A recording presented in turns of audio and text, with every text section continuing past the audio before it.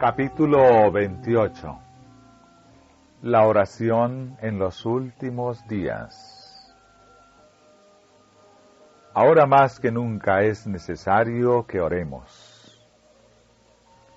Si el Salvador de los hombres, a pesar de su fortaleza divina, necesitaba orar, ¿cuánto más debieran los débiles y pecaminosos mortales sentir la necesidad de orar con fervor y constancia?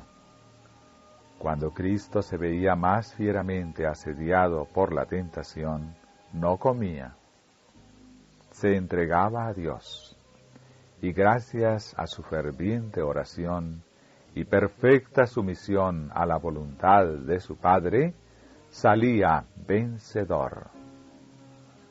Sobre todos los demás cristianos profesos, debieran los que profesan la verdad para estos últimos días imitar a su gran ejemplo en lo que a la oración se refiere. Nuestra responsabilidad de orar por más años de gracia. Debe haber más espiritualidad, una consagración más profunda a Dios y un celo en su obra que nunca se ha alcanzado todavía. Debe dedicarse mucho tiempo a la oración para que la vestidura de nuestro carácter sean lavadas y emblanquecidas en la sangre del Cordero. Debemos en forma especial y con fe inquebrantable pedir a Dios que dé ahora a su pueblo gracia y poder.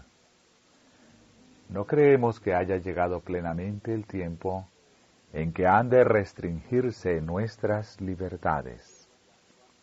El profeta vio 4 ángeles que estaban sobre los 4 ángulos de la tierra, deteniendo los 4 vientos de la tierra, para que no soplase viento sobre la tierra, ni sobre la mar, ni sobre ningún árbol. Otro ángel que ascendía desde el oriente, clamó a ellos diciendo: no hagáis daño a la tierra, ni al mar, ni a los árboles, hasta que señalemos a los siervos de nuestro Dios en sus frentes.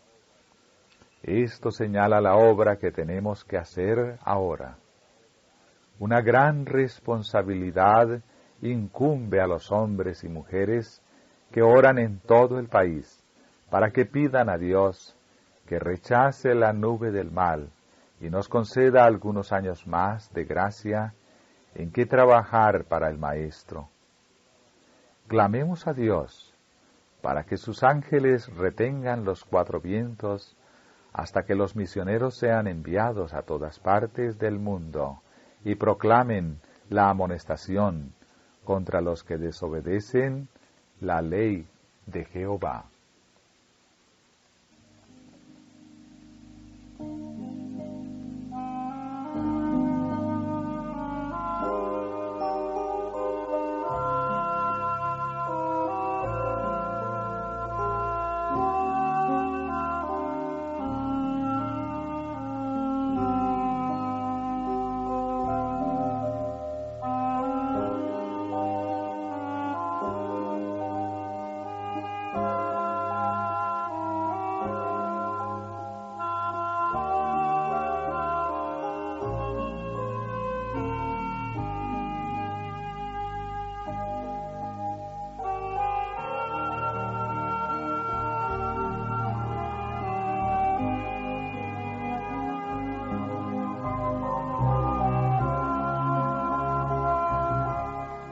Orar en tiempos de paz preparará al pueblo de Dios para los tiempos de prueba en el fin. Los siervos de Cristo no habían de preparar discurso alguno para pronunciarlo cuando fuesen llevados a juicio. Debían hacer su preparación día tras día al atesorar las preciosas verdades de la palabra de Dios y al fortalecer su fe por la oración. Cuando fuesen llevados a juicio, el Espíritu Santo les haría recordar las verdades que necesitasen. Un esfuerzo diario y ferviente para conocer a Dios y a Jesucristo, a quien Él envió, y va a impartir poder y eficiencia al alma.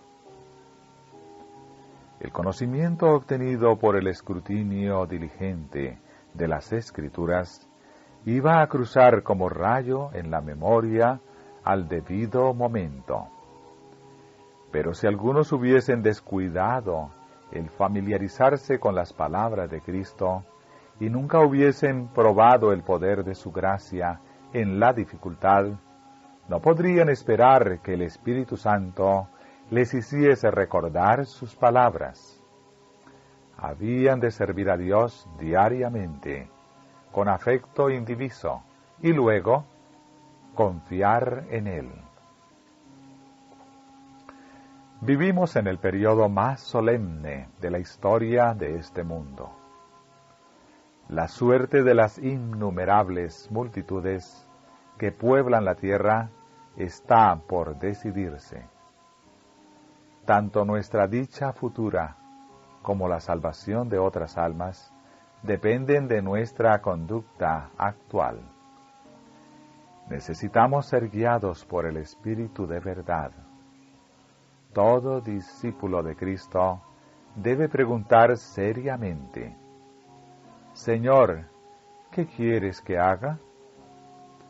Necesitamos humillarnos ante el Señor, ayunar, orar y meditar mucho en su palabra, especialmente acerca de las escenas del juicio. Debemos tratar de adquirir actualmente una experiencia profunda y viva en las cosas de Dios, sin perder un solo instante. En torno nuestro se están cumpliendo acontecimientos de vital importancia. Nos encontramos en el terreno encantado de Satanás. Los tiempos de apuro y angustia que nos esperan requieren una fe capaz de soportar el cansancio, la demora y el hambre. Una fe que no desmaye a pesar de las pruebas más duras. El tiempo de gracia les es concedido a todos a fin de que se preparen para aquel momento. Jacob prevaleció porque fue perseverante y resuelto. Su victoria es prueba evidente del poder de la oración importuna. Todos los que se aferren a las promesas de Dios, como lo hizo Él, y que sean tan sinceros como Él lo fue, tendrán tan buen éxito como Él. Los que no están dispuestos a negarse a sí mismos, a luchar desesperadamente ante Dios y a orar mucho y con empeño para obtener su bendición, no lo conseguirán. Cuán pocos cristianos saben lo que es luchar con Dios. Cuán pocos son los que jamás suspiraron por Dios con ardor hasta tener como intención todas las facultades del alma. Cuando olas de indecible desesperación envuelven al suplicante, cuán raro es verles atenderse con fe inquebrantable a las promesas de Dios. La oración nos ha de salvaguardar hasta el fin. Hasta que el conflicto termine, habrá quienes se aparten de Dios. Satanás ordenará de tal manera las circunstancias que, a menos que seamos guardados por el poder divino, ellas debilitarán casi imperceptiblemente las fortificaciones del alma. Necesitamos preguntar a cada paso: ¿es este el camino del Señor? Mientras dure la vida, habrá necesidad de guardar los afectos y las pasiones con propósito firme. ni un solo momento podemos estar seguros, a no ser que confiemos en Dios y tengamos nuestra vida escondida en Cristo. La vigilancia y la oración son la salvaguardia de la pureza. Todos los que entren en la ciudad de Dios lo harán por la puerta estrecha, con esfuerzo y agonía, porque no entrará en ella ninguna cosa sucia o que hace abominación. Pero nadie que haya caído necesita desesperar. Hombres de edad, que fueron una vez honrados por Dios, pueden haber manchado sus almas y sacrificado la virtud sobre el altar de la concupiscencia. Pero, si se arrepienten, abandonan el pecado y se vuelven a Dios, sigue habiendo esperanza para ellos. El que declara, sé fiel hasta la muerte, y yo te daré la corona de la vida. Formula también esta invitación: deje el impío su camino, y el hombre inicuo sus pensamientos, y vuélvase a Jehová, el cual tendrá de él misericordia, y al Dios nuestro, el cual será amplio en perdonar. Dios aborrece el pecado, pero ama al pecador. Declara, yo medicinaré su rebelión, los amaré de voluntad.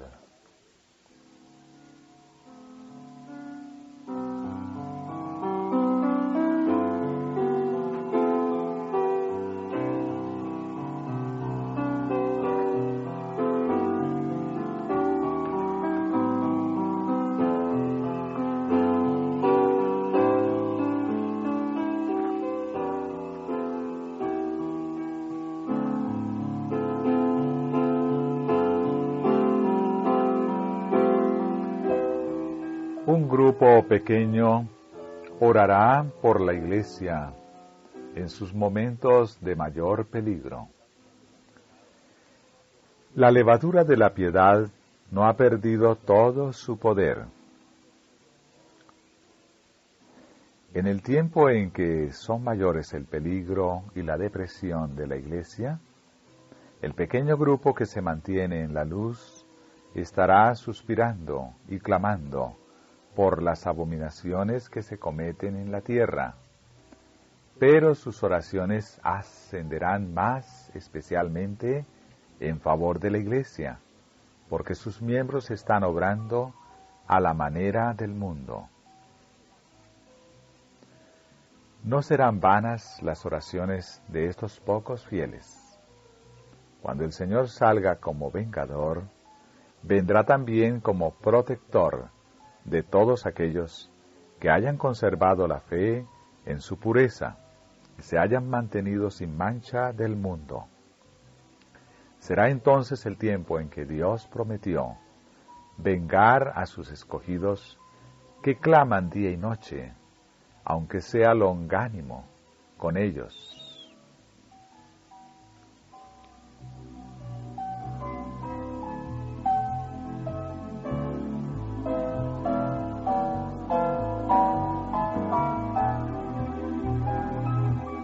Orar por el Espíritu cuando llegue la lluvia tardía. No podemos depender de la forma o de la maquinaria externa. Lo que necesitamos es la influencia vivificante del Santo Espíritu de Dios. No con ejército, ni con fuerza, sino con mi espíritu, ha dicho Jehová de los ejércitos. Orad sin cesar, y vigilad actuando de acuerdo con vuestras oraciones. Mientras oren, crean y confíen en Dios. Es el tiempo de la lluvia tardía, en el cual el Señor otorgará liberalmente su Espíritu. Sean fervientes en la oración y vigilantes en el Espíritu. La oración es la única protección del cristiano en el fin. Vi que algunos, con fe robusta y gritos acongojados, clamaban ante Dios. Estaban pálidos y sus rostros demostraban la profunda ansiedad resultante de su lucha interna. Gruesas gotas de sudor bañaban su frente, pero con todo, su aspecto manifestaba firmeza y gravedad. De cuando en cuando brillaba en sus semblantes la señal de la aprobación de Dios, y después volvían a quedar en severa, grave y anhelante actitud. Los ángeles malos los rodeaban, oprimiéndolos con tinieblas, para ocultarles la vista de Jesús y para que sus ojos se fijaran en la oscuridad que los rodeaba, a fin de inducirlos a desconfiar de Dios y murmurar contra Él.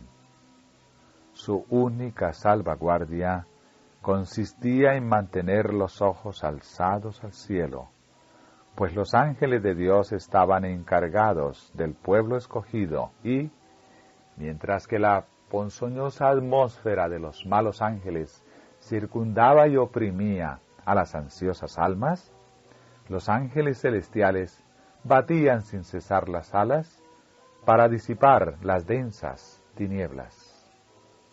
De cuando en cuando Jesús enviaba un rayo de luz a los que angustiosamente oraban para iluminar su rostro y alentar su corazón.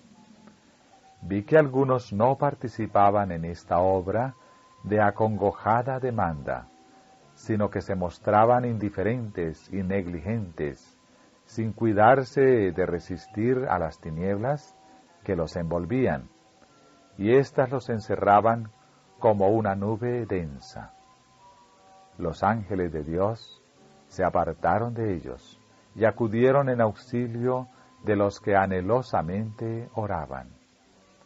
Vi ángeles de Dios que se apresuraban a auxiliar a cuantos se empeñaban en resistir con todas sus fuerzas a los ángeles malos y procuraban ayudarse a sí mismos invocando perseverantemente a Dios.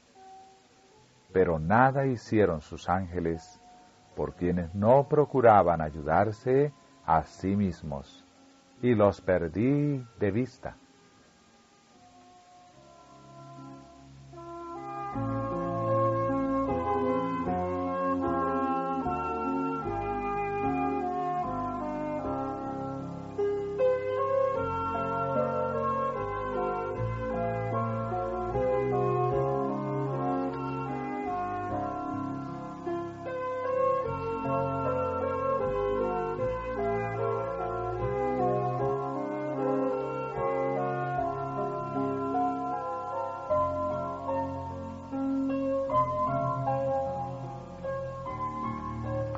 El pueblo de Dios orará y prevalecerá al final como Jacob.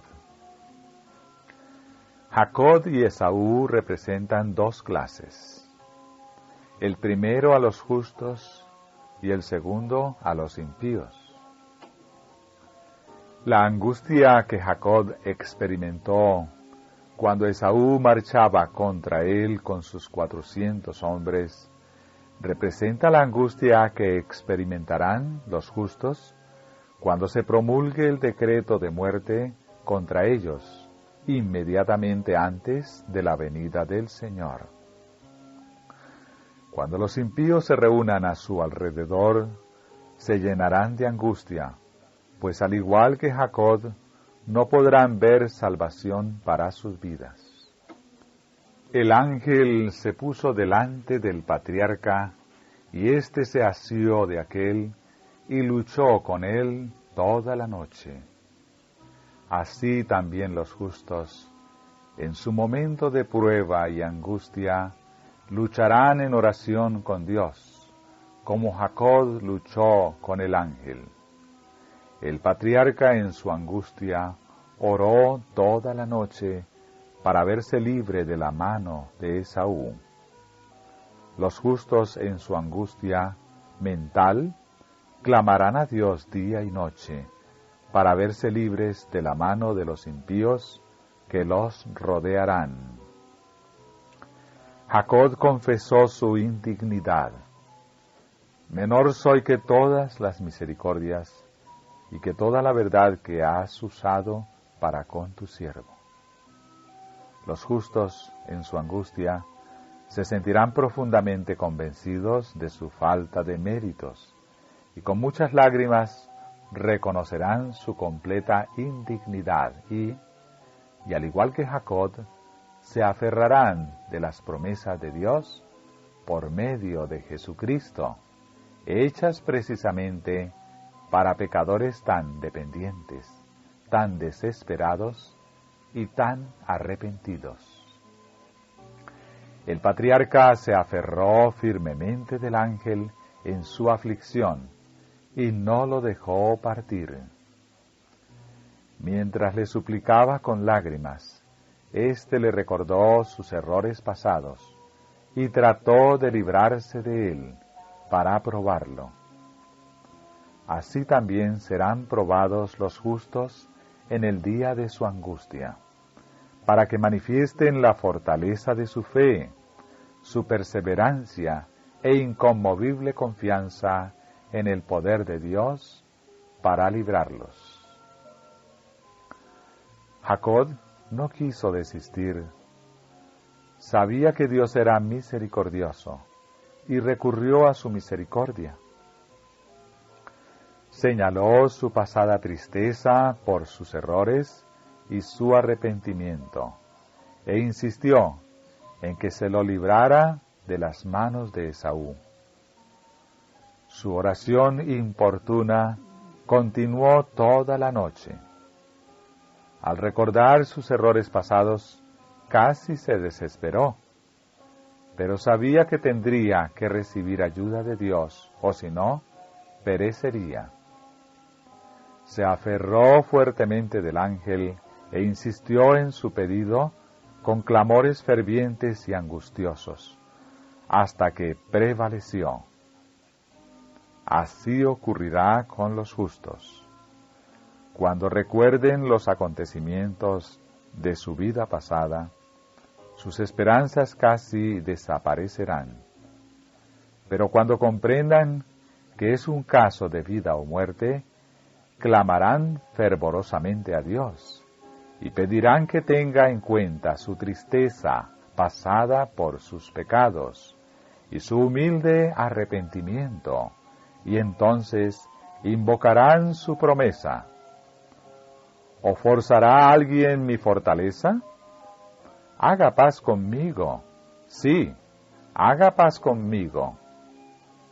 Ofrecerán entonces de día y de noche sus fervientes peticiones a Dios.